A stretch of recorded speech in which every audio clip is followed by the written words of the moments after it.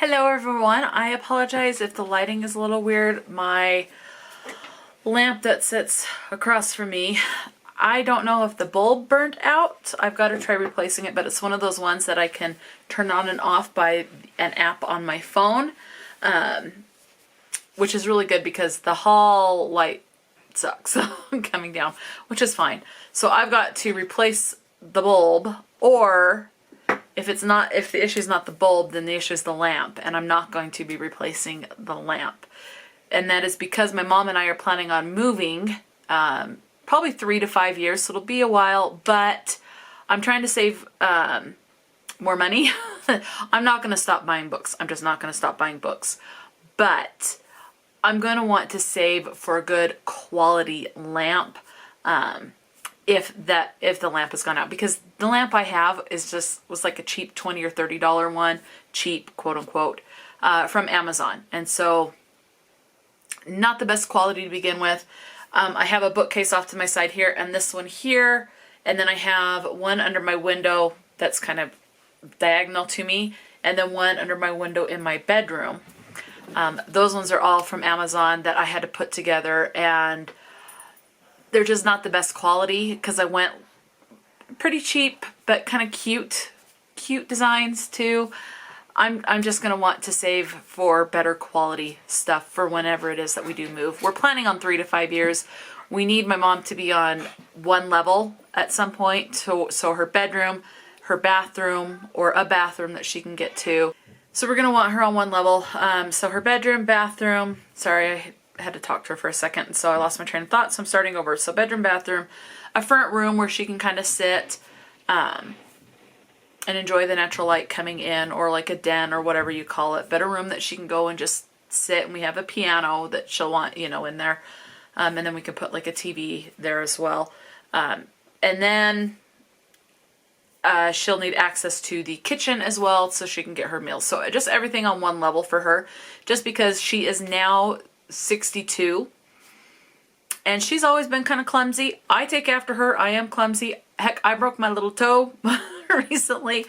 So this is the second time I've broken that toe, or one of the little toes. But yeah, so we need her on one level within the next 3 to 5 years. It's nothing urgent, but I also know that when we do get a house, I'll end up going upstairs or downstairs to my bedroom.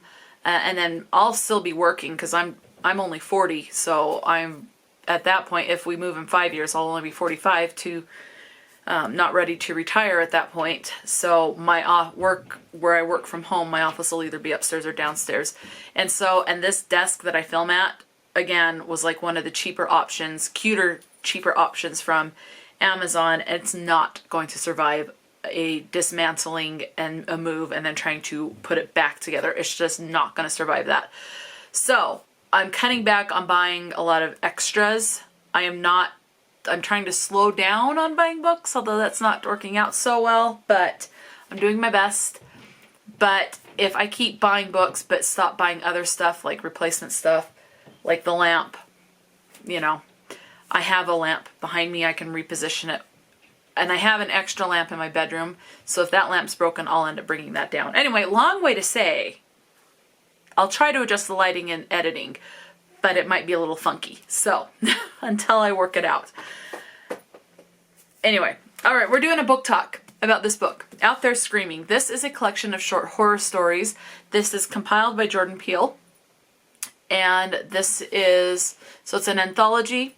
Each short story is by a different author, and each author is Black. That is how it is marketed. An anthology of new Black horror. Each author is Black. This was published in 2023. There was an audiobook available. I did listen along while I read it. I did on Audible, and it was 14 hours and had a full cast of narrators, and I think it was just one narrator per story, and there are 19 short stories in this, and I think there were 19 narrators, and I didn't write all the narrators down. So let's go ahead and get into this, and I'll tell you what I can about this without spoiling anything. Okay, so short story number 1 is called Reckless Eyeballing, and it was written by N.K. Jemisin. For this one, think corrupt law enforcement, a vigilante police officer driving around sees eyeballs on cars. Okay? That's all I'm going to say about that. Number 2 is Eye and Tooth by Rebecca Roanhorse.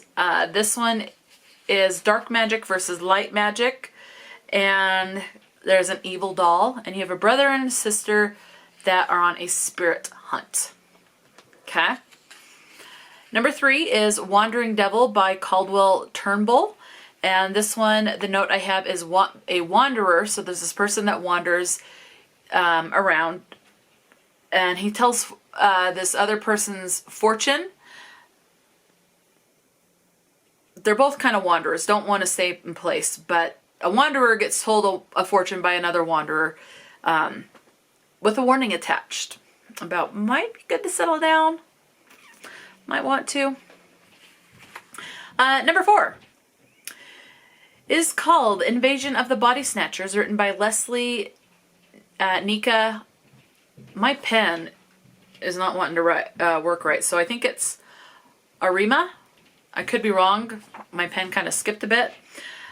This one, aliens that tried to breed with humans. Number 5, The Other One by Violet Allen. And my note is saving a loved one from ants. Not like your family member, like your aunt that you love or you hate, whatever. But I'm talking like the insect, picnic pest, the ants. So saving a loved one from ants and a monster. So yeah. Number 6 is La Sirène by Aaron E. Adams. This one's about a siren of the sea. And then the mother obviously warns the children, don't mess with this. Number 7, the writer of Tananarive, the writer by Tananarive Dew. Oh, I definitely said that wrong. I'm sorry. This one's about a lot of talk about segregation. Even though freedom has, like slavery has been abolished, people are still treated poorly based on their race. And you have some people who are black get on a bus ride to go to a protest, and there's a monster on the bus. Number 8 is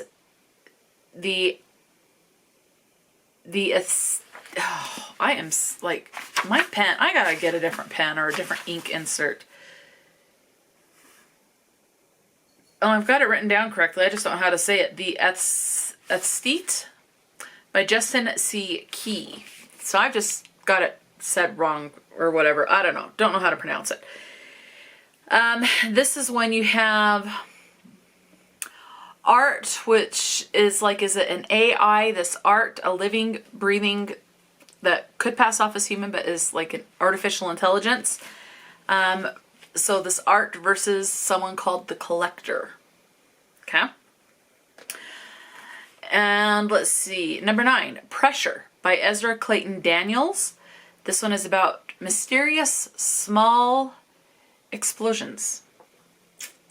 Number 10, Dark Home by Nnedi Okorafor. I have read other work by this author, and I do like this author's writing. Anyway, this Dark Home is about a creature of society looking for something. Okay? I'm not going into more on this. It's horror short story, so all you're getting is this one little one-liner that I wrote down. That's all you're getting about these. And I do highly recommend this book, by the way. Number 11, Flicker by L.D. Lewis. Think Purge-like, but longer and longer blackouts. That's all I'm saying. Okay. Number 12 is The Most Strongest Obeah Woman of the Word by Nalo Hopkinson. Think Fish Devil for that one. That's what I have written down. Number 13, The Norwood Trouble by Maurice Broadus. Orchid, like out in an orchard. I think that's how you say it. I said orchid. That's a plant, I think. Orchard. projects. Okay. 14 is A Grief of the Dead by Ryan M. Claire Scott. Dead family visits a person, and there's a death bird. Okay. Number 15 is A Bird Sings to the Etching Tree by Nicole D. Scuniers. I know I'm saying these wrong, I'm sorry. Ghost Vengeance. I love a good vengeance. Number 16, An American Fable by Chesia Burke. There's a mob after a black man. And someone helps him along the way through things. Number 17, Your Happy Place by Terrence Taylor. Think artificial intelligence, so AI control. AI control, specifically on inmates at a prison. Okay? They're the guinea pigs in this book, in this story. Number 18, Hide and Seek by P. Djeli Clark. You have someone that experiences side effects of magic and drugs. Not always a good combination. Number 19, and the last one is Origin Story by Tochi Oniyabuchi. This one was like a school play, and I have to say that one was my least favorite out of all of them, just because of the format.